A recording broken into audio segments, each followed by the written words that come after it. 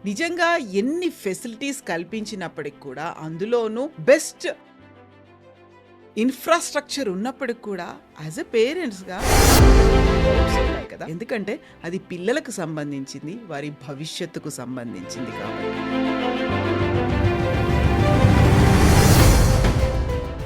Next gen 5 years, 10 years తర్వాత వచ్చేటువంటి advancements, technology వీటన్నిటి గురించి ఆ చిన్న టైంలో ఎలా సరిపోతుందంటారు? బ్యాలెన్సింగ్ అనేది చాలా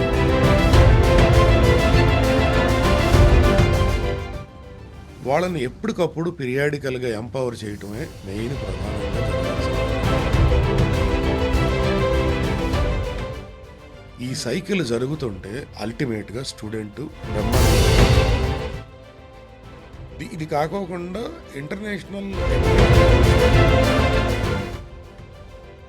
పేరెంట్స్ యాజ్ పార్ట్నర్స్ అన్నారు మీరు. పిల్లల వెనకాల పేరెంట్స్ కూడా అంతే ప్రయారిటీ ఉంటుంది. వాళ్ళకు కూడా హ్యూజ్ రెస్పాన్సిబిలిటీ, రోల్ ఉంటుంది అని పేరెంట్స్‌ని ఇన్వాల్వ్ చేస్తున్నారు. ఓవరాల్ డెవలప్మెంట్ రావాలంటే పేరెంట్స్‌గా మీ బాధ్యత కూడా ఖచ్చితంగా ఉంటుంది. పేరెంట్ డే 1 నుంచి ఇన్వాల్వ్ అవ్వాల్సిందే.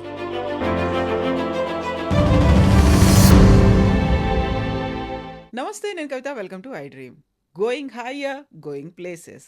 అంబిటర్స్ వరల్డ్ స్కూల్ గురించి మనం గతంలో హైదరాబాద్, విజయవాడ అండ్ బెంగళూరు గురించి కూడా చూసాము. బోల్డ్ అన్ని విషయాలు తెలుసుకున్నాము.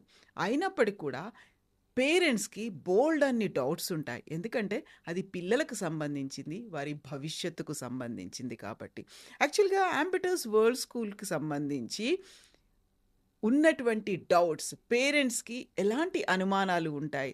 నిజంగా ఎన్ని ఫెసిలిటీస్ కల్పించినప్పటికి కూడా అందులోనూ బెస్ట్ ఇన్‌ఫ్రాస్ట్రక్చర్ ఉన్నప్పటికి కూడా యాస్ ఎ పేరెంట్స్‌గా మనకు కూడా కొన్ని డౌట్స్ ఉంటాయి కదా! వాటి గురించి మాట్లాడుకుందాం. మనతో పాటుగా ఉన్నారు founder and managing director Narendra Idupuganti garu. Hello sir, నమస్తే. నమస్తే మేడం. సార్, నేను స్వయంగా హైదరాబాద్ క్యాంపస్, విజయవాడ క్యాంపస్ చూశాను. ఆ తర్వాత బెంగుళూరు క్యాంపస్ గురించి కూడా నేను విన్నాను, మాట్లాడాను. అయినప్పటికి కూడా యాస్ ఎ కామన్ పబ్లిక్ అనను నేను, ఒక పేరెంట్‌గా నాకు కూడా కొన్ని డౌట్స్ ఉంటాయి. మీరు పెట్టుకుంది ఏంటంటే 8:15 టు 3:15 అంతే అయిపోతుంది. మేము ఇంక ఇంటికి పంపించేస్తాం. పేరెంట్స్‌గా మీ రెస్పాన్సిబిలిటీ, పిల్లలుగా మీరు చూసుకోవాల్సినటువంటి అవసరం ఉంది అనేది. బట్ ఆ టైంలోనే మీరు చెప్పే దాంట్లో మొత్తం మార్నింగ్ నుంచి ఈవినింగ్ దాకా క్లాసెసే ఉంటాయా? సబ్జెక్ట్సే చెప్తారా అంటే నో. అందులో మళ్ళీ మీరు కల్చరల్ యాక్టివిటీస్ ఉంటాయి, ఫిజికల్ యాక్టివిటీస్ ఉంటాయి. వీటన్నిటితో పాటుగా కాంపిటీటివ్ వరల్డ్‌కి నెక్స్ట్ జెన్ 5 ఇయర్స్, 10 ఇయర్స్ తర్వాత వచ్చేటువంటి అడ్వాన్స్‌మెంట్స్, టెక్నాలజీ వీటన్నిటి గురించి ఆ చిన్న టైంలో ఎలా సరిపోతుందంటారు అసలు?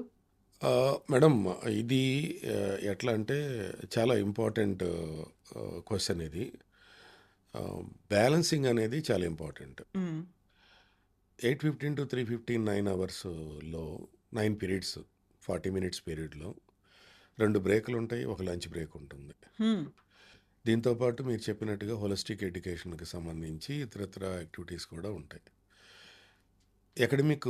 కోర్ అకాడమిక్ ఏరియా కూడా ఉంటుంది. దీంట్లోనే అకాడమిక్ ఇంటిగ్రేషన్ కూడా ఉంటుంది. హ్మ్.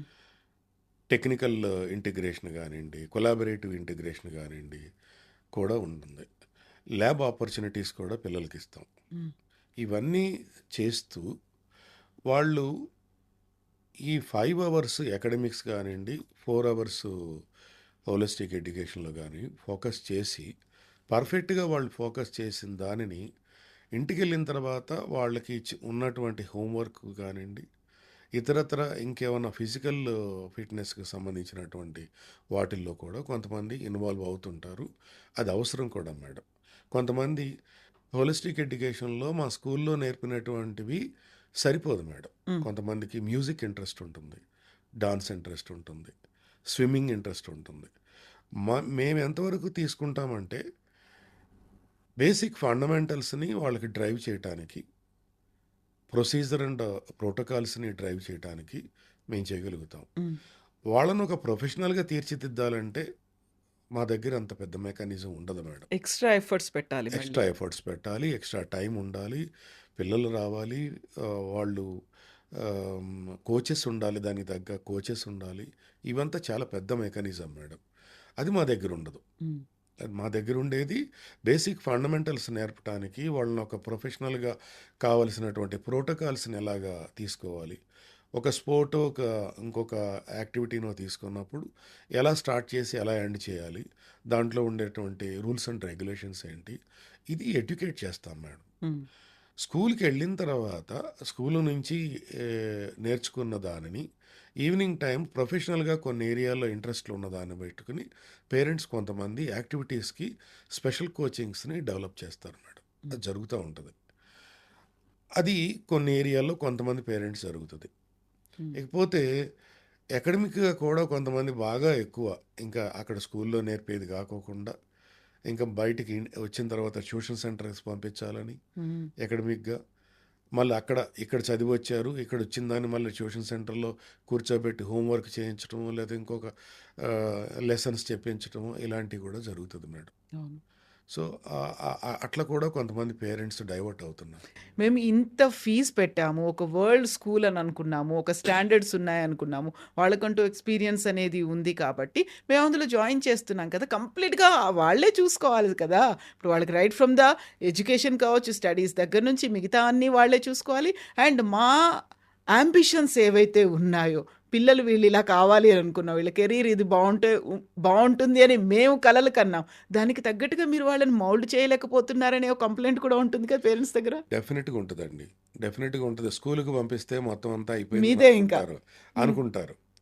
అది ఎప్పటికీ జరగదు మేడం. పేరెంట్ సపోర్ట్ కావాలి. ఒకప్పుడు మనం చదువుకున్న రోజుల్లో మేడం, ఆ సిలబస్ వేరు, ఆ కరిక్యులమ్ ఫ్రేమ్‌వర్క్ వేరు, హ్మ్. అది డిఫరెంట్ మేడం. ఇప్పుడున్న స్టాండర్డ్స్ వేరు, ఇప్పుడున్న బుక్స్ వేరు మేడం. ఇప్పుడున్న కరిక్యులమ్ వేరు మేడం. చాలా చేంజ్ వచ్చింది. కొంతమంది పోస్ట్ గ్రాడ్యుయేషన్ చేసినటువంటి మదర్స్ గానియండి, ఫాదర్స్ కానీ, వాళ్ళ పిల్లలకి థర్డ్ క్లాస్, ఫోర్త్ క్లాస్ సిలబస్‌ని వాళ్ళకి ట్యూషన్స్ ఇక్కడ హోంవర్క్ ఇస్తే వాళ్ళకి గైడ్ చేయలేని పరిస్థితి ఉందండి. హ్మ్. ఏంటంటే అంత డెప్త్ మారిపోయింది మేడం. సో, ఖచ్చితంగా పేరెంటు డే 1 నుంచి ఇన్వాల్వ్ అవ్వాల్సిందే. ఎందుకంటే, మనం ఒక గ్లోబల్ కనెక్ట్‌లో ఒక స్టూడెంట్‌ని ఆల్ రౌండ్‌గా తీర్చిదిద్దాలంటే ఆహ్, అన్ని సబ్జెక్ట్స్‌లో ఓవరాల్ డెవలప్‌మెంట్ రావాలంటే పేరెంట్స్‌గా మీ బాధ్యత కూడా ఖచ్చితంగా ఉంటుంది. మీరు కూడా నేర్చుకోవాల్సిందే. మీరు కూడా స్టూడెంటే. ట్రూ. అంతే. మీరు స్టూడెంట్ అవ్వాలంటే, మీ స్టూడెంట్ ఏం తప్పు చేస్తున్నాడో మీరు స్కూల్‌కెళ్ళి తెలుసుకొని, దాని నుంచి మీరు లెసన్ తీసుకొని, ఇలాంటి ప్రాబ్లమ్ వస్తే ఏం చేయాలని చెప్పి స్కూల్ దగ్గర నుంచి అడ్వైస్ తీసుకొని, మీరు పేరెంట్‌గా మీరు స్టూడెంట్‌కి అనునిచ్చి మీరు గైడ్ చేయాల్సిందే మేడం. ఎగ్జాక్ట్‌లీ. అంతే. ఇప్పుడు ఎవరైనా పిల్లల్ని పేరెంట్స్ స్కూల్లో జాయిన్ చేయాలి అనుకుంటే ఈ మధ్య కాలంలో చూసేటువంటి క్రైటీరియాస్ అనేవి మారిపోయాయి. హ్మ్. అందులోనూ పర్టిక్యులర్‌గా ఈ స్కూల్‌కి ఎంత అకాడమిక్ హిస్టరీ ఉంది, బ్యాక్‌గ్రౌండ్ ఎంత ఉంది అని చూడడంతో పాటుగా వీళ్ళకి అవార్డ్స్ వచ్చాయా? హ్మ్. సో, దానికి సంబంధించి ఏదైనా క్యాటలాగ్స్ పెట్టారా? హ్మ్. అక్కడ నేను వెళ్ళగానే నాకు ఒక ఏమంటారు ఇమ్మీడియేట్‌గా ఐ గ్రాబింగ్ లాగా కనిపిస్తూ హ్మ్. ఉంటుంది. హ్మ్. వీళ్ళకి ఇన్ని అవార్డ్స్ వచ్చాయంట. మెమెంటోస్ బెస్ట్ అయి పెట్టారా? మెమెంటోస్ ఉన్నాయా? ఓకే. ఎన్నున్నాయి? హ్మ్. సో, ఇవన్నీ కూడా వాళ్ళకి యాడ్ ఆన్ థింగ్స్ లాగా మారిపోయాయి. అలా అయితేనే వీళ్ళకి హ్యూజ్ రెస్పెక్ట్ ఉంది. ఈ స్కూల్‌కి అనేది ఒక రెప్యుటేషన్ ఉంది అనేది ఒక ఇమేజ్ లాగా పడిపోయింది. ఒక న్యూ నార్మల్ లాగా అయిపోయింది. అలా అంబిటస్ వరల్డ్ స్కూల్ అవార్డ్స్ లిస్ట్‌లో ఉందా? మేడం చాలా సెటిల్డ్ క్వెషన్ అడిగారు మీరు. ఇది పెద్ద సబ్జెక్ట్ ఇది. హ్మ్. మొదట్లో మేము కూడా కొంచెం ఇంప్రెస్ అయ్యాము. మొదట్లో మేము కూడా కొద్దిగా అట్రాక్ట్ అయ్యాం. హ్మ్. ఓహ్! మనం కూడా ఏసుకోవచ్చు అనుకుంటానని. కానీ దానివల్ల ఏమీ ప్రయోజనం లేదు మేడం. హ్మ్. దాని తర్వాత నెక్స్ట్ సెకండ్ కేటగిరీకి వచ్చేటప్పటికి లీడర్స్ అండి. And teachers. లీడర్స్‌కి the Creek Planet school Venus campus principal hmm. Selected as an best principal award in the twin cities okay. అని చెప్తారు. ఎలా? హ్మ్. నిజంగానే మా ప్రిన్సిపల్ ఎక్స్‌పర్టే. సీనియర్ ప్రిన్సిపలే. మంచి బ్యాక్‌గ్రౌండ్‌లో నుంచి వచ్చింది. 20 ఏళ్ళు, 30 ఏళ్ళు ఎక్స్‌పీరియన్స్ ఉన్న ప్రిన్సిపాలే. కానీ నువ్వు ఏమి ఇవాల్యుయేషన్ చేసావు? What nomination form you did it? Hmm. And who is the jury members over there? ఎలా ప్రిన్సిపాల్‌గా నువ్వు వాళ్ళని ఎన్ని సంవత్సరాల ఎక్స్‌పీరియన్స్ ఉంది? ఏం చదువుకున్నారు? పోస్ట్ గ్రాడ్యుయేషన్ ఏం చేశారు? ఎన్ని సంవత్సరాల క్లాస్ రూమ్ ఎక్స్‌పీరియన్స్ ఉంది? ఏ సబ్జెక్ట్‌లో ఎక్స్‌పర్టైజ్ ఉంది? ఎన్ని అవార్డ్స్ తీసుకున్నారు? సీబీఎస్‌ఈ ఎన్నిసార్లు వాల్యుయేటర్‌గా ఎళ్లారు? లేదనుకుంటే ఎగ్జామినర్‌గా ఎళ్లారు? లేతే ఇన్విజిలేటర్‌గా ఎళ్లారు? ఎంతమంది పిల్లల్ని వాళ్ళు 10th క్లాస్ బ్యాచెస్ని పంపించారు, హ్మ్. ఎంతమంది పేరెంట్స్ని వాళ్ళు అడ్రస్ చేశారు, వాళ్ళకి ఉన్న ఎక్స్పర్టైజ్ ఏంటి, ఇట్లాంటి ఏమన్నా పారామీటర్ ఉందా? ఏ ఆస్పెక్ట్స్ ఏ చూసారు? ఆస్పెక్ట్లో చూసి మీరు బెస్ట్ ప్రిన్సిపల్ అవార్డు ఇచ్చారు? అది తీసుకుని ఇంటి దగ్గర ఏదో మామూలుగా ఒక ఫోటో ఫ్రేమ్లో పెట్టుకోవడానికి తప్ప మా ప్రిన్సిపల్కి మాత్రం ఏం వాల్యూ ఉంటుందండి? ఏం వర్త్ ఉంటుంది? ఇప్పుడు అకాడమిక్ ఇయర్ ఏదైనా స్టార్ట్ అయింది అనుకోండి. అప్పుడు ఆ టైంలో కొత్త జాయినింగ్స్ కోసమే ఫోకస్ అంతా ఉంటుంది. Yeah. ఇంతమంది స్టూడెంట్స్ మా దాంట్లో జాయిన్ అయ్యారు. లేకంటే ఫలానా సెక్షన్‌లో ఇంకా కొన్ని ఫ్యూ వేకెన్సీస్ మాత్రమే ఉన్నాయి. అంటే Hmm. హరీ అప్ అన్నట్టుగా త్వరపడండి ఆలసించిన ఆశాభంగం ఇలాంటివన్నీ మనకు కమర్షియల్‌గా కనిపిస్తూ ఉంటాయి. అవును. మాల్స్‌లో, షాపింగ్ ఎస్, ఏరియాల్లో ఎస్. అక్కడ. అవన్నీ అలాంటి ఆఫర్స్ అన్నీ స్కూళ్ళల్లో కనిపిస్తుంటాయి. టు అట్రాక్ట్ కొత్త students. Then what about already మీ దగ్గర కొంతమంది స్టూడెంట్స్ ఉన్నారు. మిమ్మల్ని నమ్ముకొనో, లేకంటే మీ కరిక్యులమ్ చూసో, మీ ఆస్పెక్ట్ చూసో ఎవరి మీద ఫోకస్ పెడతారు మీరప్పుడు? స్కూల్ అనేది కమర్షియల్ ఆస్పెక్ట్లో చూడకూడదు madam. Yeah! It is an service మోటోలోనే చూడాలి. కానీ ఇవాళ సర్వీస్ మోటో లాగా లేదు మేడం హ్మ్. ఇండస్ట్రీ. చాలా చేంజెస్ వచ్చినాయి మేడం ఇండస్ట్రీలో. ఒక స్కూల్ రన్ చేయాలంటే, ఒక 1000 మంది స్కూల్ రన్ చేయాలంటే 10 కోట్లు ఖర్చు అవుతుంది మేడం. ఓకే. ఎవరికి తెలియదు ఇది. ఇది కాకుండా ఇన్ఫ్రాస్ట్రక్చర్ డెవలప్మెంట్ చాలా కాస్ట్లీ అయ్యింది. సో కాబట్టి నేనేమంటున్నానంటే బిజినెస్ ఆస్పెక్టే అంటున్నాను నేను. హ్మ్. కానీ కంప్లీట్గా బిజినెస్ ఆస్పెక్ట్లోకి యాజ్ ఎడ్యుకేషనల్ ఇన్స్టిట్యూషన్ ఓనర్గా దాన్ని చూడకూడదు. హ్మ్. అది వాస్తవం కాదు. అది వాస్తవానికి చాలా ఆ, మంచి మంచి విధానం కాదది. కానీ అకాడమిక్ ఇయర్ స్టార్ట్ అయ్యేటప్పుడు గ్యాప్స్ లేకుండా ఫిల్ చేసుకోవటం, ఎంత తొందరగా వీలైతే ఆ గ్యాప్స్ ఫిల్ చేసుకోవటం అనేటువంటి ఇంపార్టెన్స్ ఉంటుంది మేడం. అది అడ్మిషన్స్లో అదొక పార్ట్. హ్మ్. కారణం ఏంటంటే మేడం, అవుట్ గోయింగ్ స్టూడెంట్స్ ఉంటారు. అవును. 10th క్లాస్లో వెళ్ళిపోయేవాళ్ళు ఉంటారు, 12th క్లాస్లో వెళ్ళిపోయేవాళ్ళు ఉంటారు, మిడిల్లో డ్రాప్ అవుట్ అయ్యేవాళ్ళు ఉంటారు. ఈ వేకెన్సీస్ అయినా ఫిలప్ చేసుకోవాలి. హ్మ్. ఈ వేకెన్సీ ఫిలప్ చేసుకోకపోతే ఏమవుతుందంటే, ఎగ్జిస్టింగ్ రెవెన్యూస్ ఆ ఎక్స్పెండిచర్ని మనం కట్ షార్ట్ చేయలేం మేడం. అవును. లాస్ట్ ఇయర్ ఎక్స్పెండిచర్ ఏదైతే సెట్ అయ్యిందో ఆ ఎక్స్పెండిచర్ని కట్ షార్ట్ చేయలేం మనం. హ్మ్. ఎందుకంటే ఆ ఎంప్లాయీస్ అలాగే రిటైన్ అవుతారు. ఓ సెక్షన్లో నెంబర్ తగ్గింది అనుకోండి మేడం, హ్మ్. టీచర్ని తగ్గించలేము. అవును. ఆ టీచర్ని సేమ్ అదే పొజిషన్లో ఉంచాలి. అడ్మినిస్ట్రేటర్ని తగ్గించలేము. హ్మ్. వాళ్ళు అలాగే ఉండాలి. సో నెంబర్ తగ్గిందనుకోండి, నెంబర్ గేమ్లో రెవెన్యూ తగ్గిపోతుంది. అవును. సో ఈ ఇంపాక్ట్ పడకుండా ఉండటం కోసం అడ్మిషన్స్ ఫిలప్ అనేది ఇంపార్టెన్స్గా తీసుకుంటాం. హ్మ్. At the same time madam, existing students అనేదే మాకు ప్రయారిటీ. హ్మ్. మా దగ్గర నుంచి ఉన్నటువంటి స్టూడెంట్స్ వాళ్ళు 10th క్లాసు 12th క్లాస్ వరకు చదువుకుని వాళ్ళు మంచి మార్క్స్ తోటి మంచి స్కూల్స్లో మంచి కాలేజీలో చదువుకుని వాళ్ళు మంచిగా డెవలప్ అవ్వాలనేదే మా ఉద్దేశం. హ్మ్. ఎక్కువ సంవత్సరాలు మాతో ట్రావెల్ అవ్వటం అనేది మాకు ఇష్టం మేడం. వాళ్ళకే మేము ఎక్కువ ఇంపార్టెన్స్ ఇస్తాం. హ్మ్. యా, సో, ఉన్న అంతకంటే ఎక్కువ. స్కూల్‌ని కాపాడుకోవడం ఎంత ఇంపార్టెంటో, ఇది ఆబ్వియస్‌గా ఒక కాంపిటీటివ్ వరల్డ్ లాగే ఉంది. ఎంత మనం స్కూల్స్ పెట్టుకొని పిల్లల్ని నెక్స్ట్ జనరేషన్ కోసం మనం తయారు చేస్తున్నాము. వాళ్ళకి కావాల్సినటువంటి కెరీర్ గోల్సో, లేకుంటే to become a perfect citizen లాగా తయారు చేయాలి అనుకున్నప్పటికి కూడా, నెక్స్ట్ జనరేషన్ కోసం రావాల్సినటువంటి సిటిజన్స్ వీళ్ళే అని అనుకున్నప్పటికి కూడా, కొన్ని యూఎస్‌పీస్ అనేవి ఉంటాయి. చాలా వరకు పేరెంట్స్ చూస్తూ ఉంటారు. ఈ కాలేజీలో అయితే ఇలా ఉంది. లేకపోతే ఈ స్కూల్ అయితే ఇది ప్రొవైడ్ చేస్తుంది. ఇక్కడ ఫెసిలిటీస్ చాలా బాగున్నాయి. ఫ్యాకల్టీ బాగున్నారు. ఇలాంటివన్నీ చూసిన తర్వాత they will come to a conclusion కదా! యాంబిటస్ వరల్డ్ స్కూల్‌ని చూస్ చేసుకోవాలి అంటే పేరెంట్స్‌కి మీరేం చెప్తారు? యూనిక్ సెల్లింగ్ పాయింట్స్ అంటాం. యూఎస్‌పీస్ అంటే. Yes madam. అంబిటస్ వరల్డ్ స్కూలే కాదు, ద క్రీక్ ప్లానెట్ స్కూల్లో కూడా అది సిబిఎస్ఈ కరికులంతో రన్ అయ్యే స్కూల్స్ మల్టిపుల్ బ్రాంచెస్ ఉన్నాయి మేడం.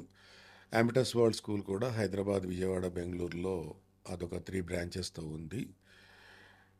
వీటన్నిటికీ కూడా మేము మెయింటైన్ చేసేటువంటి సిస్టమ్ ఏంటంటే, ప్రతి పేరెంట్ ఆలోచించాల్సింది ఈ రోజుల్లో హ్మ్. టీచర్కి స్కిల్ డెవలప్మెంట్ ఎలా ఎంపవర్ అవుతుంది.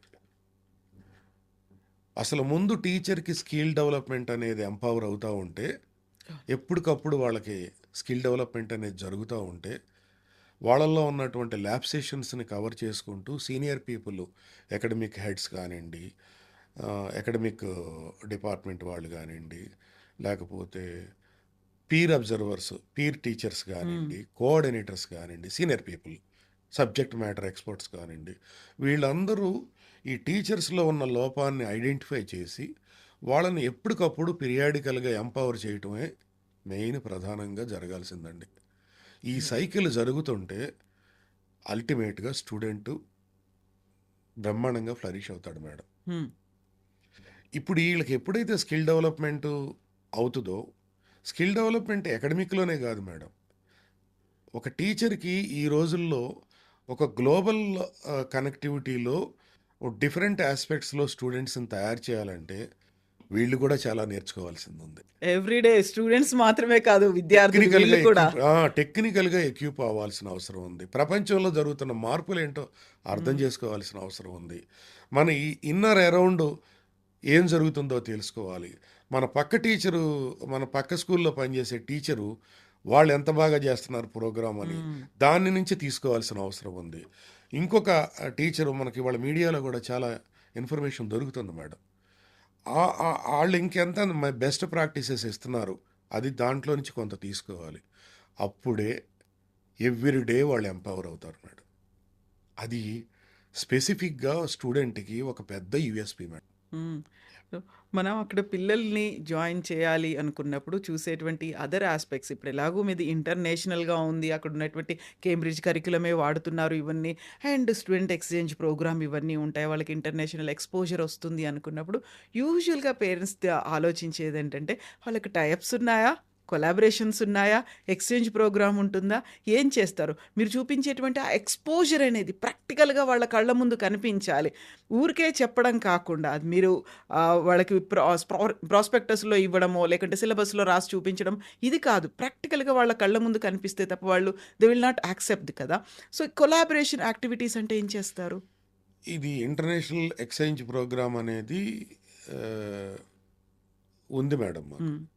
కానీ ఏమవుతుందంటే ఈ మధ్య చేస్తున్నాం, మేము ఇనిషియేట్ చేస్తున్నాం. యూకే కానివ్వండి, యుఎస్ కానివ్వండి, మ్మ్. లేకపోతే న్యూజిలాండ్, ఇట్లా కొన్ని కంట్రీస్, పంపిస్తున్నారు పిల్లల్ని అక్కడికి. ఆస్ట్రేలియాను కానీ కొంతమందిని, లేకపోతే ఇండోనేషియా, ఇట్లాంటి కొన్ని స్కూల్స్ ఎవరైతే మనకి టైఅప్ అవటానికి సిద్ధంగా ఉంటారో అవతల వైపు కూడా మ్మ్. బోత్ సైడ్స్ మనకి అగ్రిమెంట్ రావాలి కదా. సో మేము చేసే ప్రయత్నం మేము చేస్తాం. ఓకే. కొన్ని చేసాం కూడా, కొన్ని కంట్రీస్ వెళ్తున్నారు, ఉంటున్నారు, చేస్తున్నారు. కానీ పేరెంట్ సైడ్ నుంచి కూడా ఇంకా అంత ఆ సపోర్ట్ రావట్లేదు మేడం. మ్మ్. కావలసినంత సపోర్ట్ రావట్లా. ఇంత పెద్ద నెట్వర్క్ ఉన్నప్పుడు the Creek planet schools multiple branches ఉన్నా, అమిటస్ వరల్డ్ స్కూలు కొన్ని బ్రాంచెస్ ఉన్నా, అన్ని స్కూల్స్ నుంచి కూడా కొలాబరేట్ చేయడానికి ఆ నెంబర్, కావలసినంత నెంబరు మేడం. 10 మంది వెళ్ళిన దానికి, 20 మంది వెళ్ళిన దానికి, 100 మంది వెళ్ళిన దానికి, 5-6 వెళ్ళిన దానికి చాలా డిఫరెన్స్ ఉంటుంది మేడం. అవును. సో వాళ్ళకి ఒక స్పిరిట్ అనేది డెవలప్ అవుతుంది. ఈ సంవత్సరం ఒక 50 మంది వెళ్ళారనుకోండి, వచ్చే సంవత్సరం 100 మంది డెవలప్ అవుతారు. సో ఇది కూడా పేరెంట్స్ నుంచి కొంత ఆ బ్యాక్ స్టెప్ అనేది ఉంటుంది మేడం. అంత ఏమని, యాక్సెప్టెన్సీ ఉండట్లా. ఎందుకని? దీనికి 2-3 రీజన్స్. ఒకటి, ఎకనామికల్ కండిషన్స్లో అంత ఎఫోర్డబిలిటీ లేకపోవటం ఒకటి మేడం. ఎందుకంటే డెఫినెట్గా దాని ఎక్స్పెండిచర్ అనేది కొంచెం ఎక్కువే డెఫినెట్గానే ఉంటుంది. ఎక్కువ అవుతుందండి. మ్మ్. లివింగ్ కండిషన్స్ కానివ్వండి, లేకపోతే ఇతరత్ర ఏమైనా సరే, వాళ్ళు అక్కడి నుంచి ఇక్కడికి వచ్చినా కానీ వాళ్ళకు కూడా అదే పరిస్థితి ఉంది. మ్మ్. సో ఆ ఎకనామికల్ కండిషన్లో ఇంత ఎఫర్ట్ ఎందుకులే అని అనుకోవటం ఒకటి, దాని ఇంపార్టెన్స్ని ఎక్కువగా దాని మీద ఫోకస్ చేయకపోవటం, తెలుసుకోలేకపోవటం మ్మ్. ఒకటి. రెండవది, ఎక్కువ నెంబర్ వెళ్ళటలేదు కదా పిల్లలు, 2, 3, 4, 10 మంది వెళ్తున్నారు కదా, లేకపోతే 20 మంది వెళ్తున్నారు అనేది కొంచెం ఆ ఇంట్రెస్ట్ రాకపోవటం అనేది ఒకటి. అమ్మో వద్దులే పిల్లల్ని వదిలిపెట్టేసేసి మనం అన్ని రోజులు 15-20 రోజులు ఫారిన్లో మనం లేకోకుండా అక్కడ ఎవరు చూస్తారో ఏంటో, ఆ టీచర్ వెళ్ళిన వాళ్ళు, కంపెనీ అయిన టీచరు సరిగా ఉంటారో లేదో, వీళ్ళు పెద్దవాళ్ళు ఎలా ఉంటారో ఏంటో అనేటువంటి ఒక విధమైనటువంటి భయాలు, ఇవన్నీ కూడా ఆ, ఆ, ఆ ఫ్యాక్టర్స్ మేడం. మ్మ్. ఇది కాకోకుండా ఇంటర్నేషనల్ ఎడ్యుకేషనల్ టూర్స్ పెడుతున్నాం మేడం. దానికి కొంతవరకు మెరుగు. ఓకే. ఒక 5 days, 6 days, 7 days international tours పెడుతున్నాం. మ్మ్. ఆ టూర్స్లో కొన్ని స్కూల్స్ విజిట్ చేయడానికి కూడా ఈ మధ్యకాలంలో యూనివర్సిటీస్, స్కూల్స్ని కూడా కొద్దిగా ఆ టూరింగ్ దాంట్లో కొంత ఎంబైడ్ చేస్తున్నాం మేడం. ఓకే. అదొకటి జరుగుతుంది. ఇక నేషనల్ లెవెల్లోకి వచ్చేటప్పటికి కంప్లీట్గా ఎడ్యుకేషన్ టూర్స్ అంటే ఇంకా ఆ ప్లేసెస్ విజిట్ చేయటం, అక్కడ ఉన్నటువంటి ఇంపార్టెన్స్ని, హిస్టారికల్ మూమెంట్స్ని ఎక్స్ప్లోర్ చేయటం, అంతవరకే జరుగుతుంది మేడం. సో, పేరెంట్స్‌కి ఏమన్నా చెప్పదలుచుకున్నారా మీరు? ఇప్పుడున్నటువంటి యంగ్ జనరేషన్ అందులో జెన్‌జీ పేరెంట్స్‌కి? ఇదే ఇప్పుడు మొన్న మాట్లాడుకున్నదే మెయిన్ ఇంపార్టెంట్ మేడం. ఆ! కంటిన్యూ వాళ్ళని వాచ్ చేసుకుంటుంటమే. అంతే. ఎలక్ట్రానిక్ డివైసెస్‌కి దూరంగా ఉంచటం. వాళ్ళలో శారీరకంగా, మానసికంగా ఎలాంటి మార్పులొస్తున్నాయి? స్కూల్ నుంచి ఫ్రెండ్స్ ఇన్‌ఫ్లూయెన్స్ ఎలా అవుతున్నారు? ట్రూ. ఏదో సందర్భంలో మా చైర్మన్ గారు కూడా చెప్పారు. సో, వాళ్ళ ఎలాంటి ఫ్రెండ్స్‌ని వాళ్ళు అడాప్ట్ చేసుకుంటున్నారు? ఎలాంటి ఫ్రెండ్స్‌తో ఎక్కువసేపు వాళ్ళు ఫోన్‌లో మాట్లాడుతున్నారో, లేతే ఇన్‌స్టాగ్రామ్‌లోనో, లేతే ఇంకోటిలో సోషల్ మీడియాలో యాక్టివ్‌గా ఉంటున్నారు అనేది జాగ్రత్తగా చూడాలి. జాగ్రత్తగా గమనించాలి. గమనించి స్కూల్‌తో కనెక్ట్‌లో ఉండి, వాళ్ళతో ర్యాపో మెయింటైన్ చేసుకుంటూ, స్కూల్ అడ్మినిస్ట్రేషన్‌తో ర్యాపో మెయింటైన్ చేసుకుంటూ, పిల్లల్ని అన్ని విషయాల్లోనూ సపోర్ట్ చేయకుండా, స్కూల్ ఏదైనా తప్పు చేస్తే ఎళ్లి మాట్లాడండి. ఆ తప్పును సరిదిద్దుకునేటట్టు మా స్కూలు యాజమాన్యానికి కానీ, మా లీడర్‌షిప్‌కి గానీ అవకాశం ఇవ్వండి. మీలో మీ పిల్లల్లో వచ్చే తప్పులు గానియండి, మీరు కూడా సరిదిద్దుకోండి. హ్మ్. అది బోత్ సైడ్స్ మనం గనక ఇలా ట్రావెల్ చేస్తే మంచి బాండింగ్ ఎస్టాబ్లిష్ అవుతుంది. పేరెంట్స్‌తో కమ్యూనికేషన్ అనేది చాలా రెగ్యులర్‌గా ఉండాలి. అట్ ద సేమ్ టైమ్ వాళ్ళకుండేటువంటి కొన్ని కంప్లెయింట్స్ ఉంటాయి. కొన్ని కన్సర్న్స్ అనేవి ఉంటాయి. కంటెంట్ పరంగా కావచ్చు, లేకపోతే అక్కడున్నటువంటి స్కూల్ గురించి కావచ్చు, ఏదైనా ఉంటాయి. సో, దాంతో టెక్నాలజీని మీరెలా యూజ్ చేసుకుంటున్నారిప్పుడు? ఇంతకుముందు కమ్యూనికేషన్ సిస్టమ్ అంటే మనకు డైరీ సిస్టమే ఉండేది మేడం. రాసి నోట్ రాసి రాసి నోట్ పంపించేస్తే రాసి అయిపోయేది. పంపించేవాళ్ళం. బట్ ఇప్పుడు కూడా అది ఫాలో అవుతున్నాం మేము. హ్మ్. కమ్యూనికేషన్ సిస్టమ్ గానియండి, లేకపోతే అటెండెన్స్ గానియండి. హ్మ్. అటు టీచర్స్‌కి, స్టాఫ్ మెంబర్స్‌కి, స్టూడెంట్స్‌కి కూడా అటెండెన్స్ సిస్టము ఇప్పటికీ కూడా మాన్యువల్ సిస్టమ్ ఫాలో అవుతున్నాం మేము.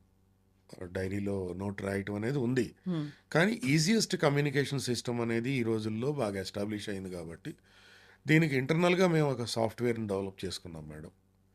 ఆ సాఫ్ట్‌వేర్‌లో పేరెంట్‌కి ప్రతి ఒక్కళ్ళకి కూడా యాప్ డౌన్‌లోడ్ చేసుకుంటారు. హ్మ్. యాప్‌ని ఇన్‌స్టాల్ చేసుకొని, వాళ్ళ స్టూడెంట్స్‌కి ఇద్దరు పిల్లలుంటే సిబ్లింగ్స్ ఉంటే సిబ్లింగ్స్ వాళ్ళు, వాళ్ళకి సంబంధించినటువంటి అన్ని విషయాలు, వాళ్ళకి స్కూల్లో ఏం జరుగుతుందో రెగ్యులర్ యాక్టివిటీ, అటెండెన్సు, వాళ్ళకి సంబంధించినటువంటి రిజల్ట్ మార్క్సు, వాళ్ళ టైమ్ టేబుల్ గానియండి, వాళ్ళకి హాలిడే స్కెడ్యూల్, అకాడమిక్స్ క్యాలెండర్ గానియండి, లేకపోతే కమ్యూనికేషన్ సిస్టమ్. హ్మ్. Daily communication system. ఇందాక మనం డైరీ గురించి మాట్లాడుకున్నాం కదా!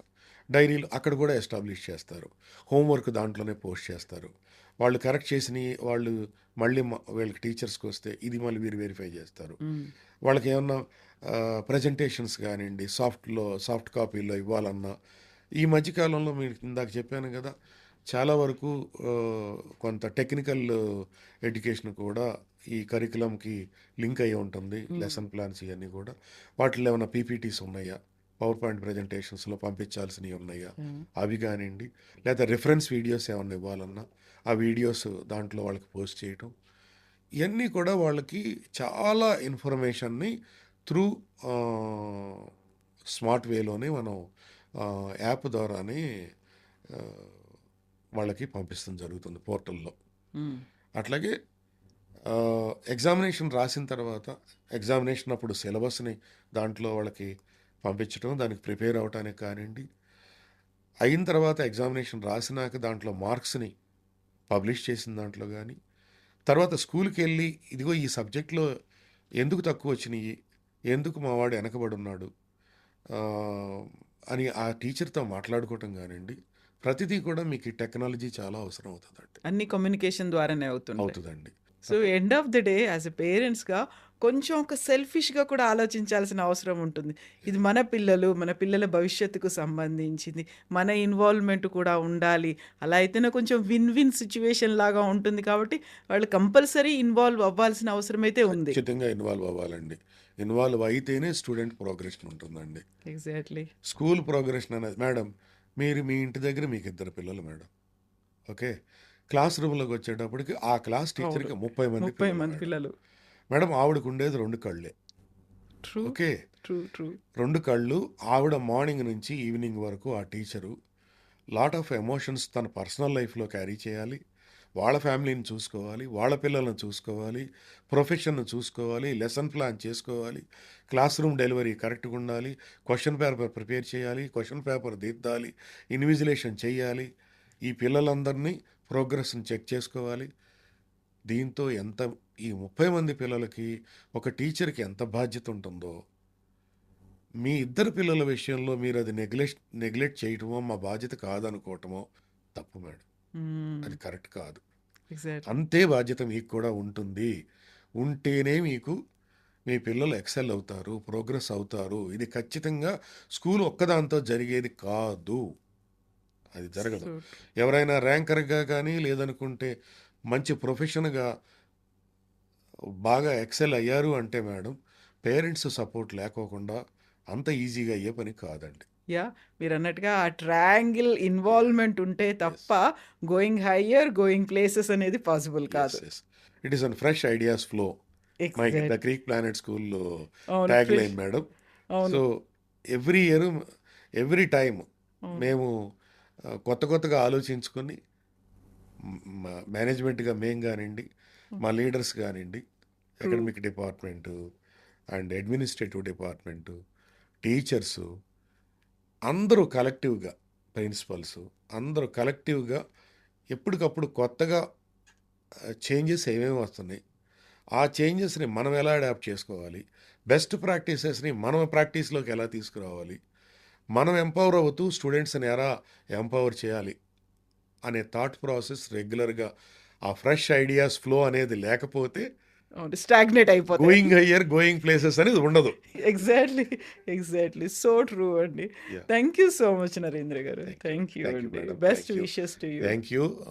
ఐ డ్రీమ్స్ ద్వారా, ఐ డ్రీమ్ ప్రేక్షకులకి మా ఇన్నర్ ఫీలింగ్స్‌ని, మా ఇన్నర్ థాట్స్‌ని ఆహ్, మీ ప్రేక్షకులందరికీ అందించినందుకు మేము చాలా కృతజ్ఞతలు madam. Thank you so thank you. Much. Thank you madam.